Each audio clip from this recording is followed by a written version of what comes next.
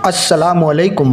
दोस्तों, क्या आपने कभी सोचा कि जिस झंडे को देखकर आज हिंदुस्तान में रहने वाला हर इंसान गर्व महसूस करता है, जिस झंडे को देखकर आपकी आंखें गर्व से चमक उठती हैं, जिसे देखकर सीना चौड़ा हो जाता है, वह झंडा कब बनाया गया था और क्यों बनाया गया था? और झंडे का जो डिज़ाइन है जो आज हम देखते हैं, यह डिज़ाइन सबसे पहले किसके दिमाग में आया था? वो एक ऐसा नाम है जिसे लोग लगभग भूल ही गए हैं। दोस्तों, चैनल पर नए हो तो अभी चैनल को सब्सक्राइब कीजिए और बेल आइकन दबाना मत भूलिएगा, क्योंकि आगे की कहानी और भी मज़ेदार होने वाली है। चलिए वापस चलते हैं 1857 में, जब अंग्रेज़ों के खिलाफ पहली बड़ी बगावत शुरू हुई। तब एक बात बहुत जल्दी सामने आ गई। हिंदुस्तान के पास अपना कोई झंडा ही नहीं था जिसके ज़रिए से वह तमाम हिंदुस्तान के लोगों को, चाहे वह हिंदू हो, मुस्लिम हो, सिख हो या ईसाई हो, सबको इस झंडे के नीचे जमा कर सकें। और लड़ाई में झंडे की बहुत बड़ी अहमियत होती है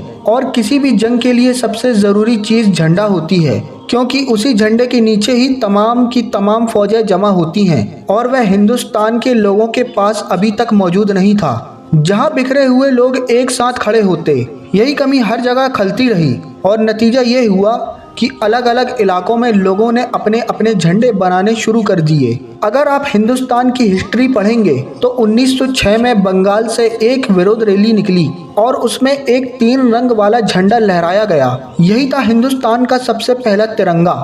सबसे ऊपर केसरिया रंग, बीच में पीली पट्टी जिस पर हिंदी में लिखा था वंदे मातरम, और सबसे नीचे हरी पट्टी जिस पर बना था सूरज और चांद तारा।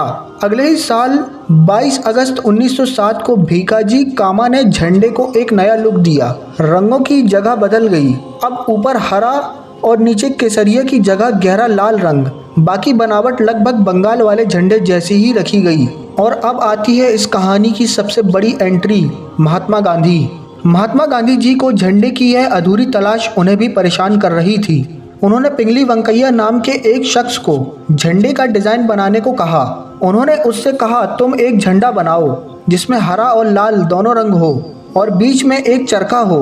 पिंगली वेंकैया ने वैसा ही डिज़ाइन बना दिया, ऊपर हरा नीचे लाल, बीच में चरखा। लेकिन गांधी जी को यह डिज़ाइन पसंद नहीं आया। उन्होंने कहा, इसमें एक रंग और ऐड करो, सफ़ेद। बहुत मेहनत और लंबी बहस के बाद आखिर 1931 में इंडियन नेशनल कांग्रेस ने इस डिज़ाइन पर हाँ कह दी। सबसे ऊपर केसरिया, बीच में सफ़ेद, नीचे हरा और बीच में गांधी जी की पसंद वाला वही चरखा। यही झंडा 1947 तक आज़ादी की पूरी लड़ाई की निशानी बना रहा।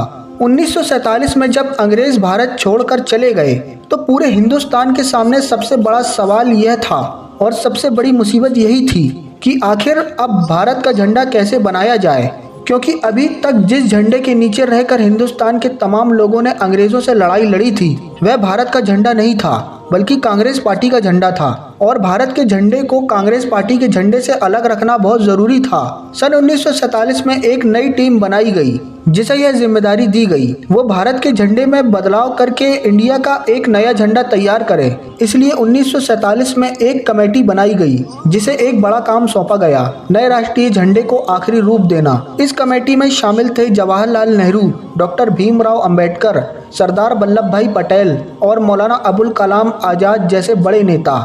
दोस्तों, उस वक्त संविधान सभा के जनरल सेक्रेटरी थे बदरुद्दीन तैयब जी और उन्होंने एक ऐसा सुझाव दिया जिसने पूरी कहानी बदल कर रख दी। उन्होंने कहा, चरखे की जगह अशोक चक्र लगाया जाए। यह बात सबको बहुत पसंद आई और सबने मिलकर इसे स्वीकार कर लिया। लेकिन यह बात बहुत कम लोग जानते हैं।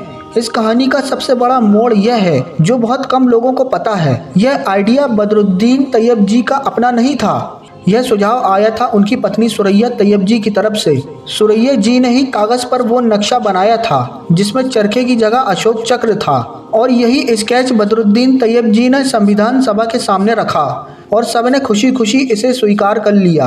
आज तक हमारे देश का झंडा बिल्कुल वैसे ही बना हुआ है और उसी डिज़ाइन के साथ लहरा रहा है। लेकिन दोस्तों, यह बड़े ही अफसोस की बात है कि जिस सुरैया तैयब जी ने हमारे देश के झंडे को एक नया डिज़ाइन दिया था, आज हम उनको भूल गए हैं। दोस्तों, अगर आपको यह वीडियो अच्छी लगी तो इस वीडियो को लाइक करें, शेयर करें, ताकि यह नाम उतना ही याद रखा जाए जितना हमारा तिरंगा याद रखा जाता है।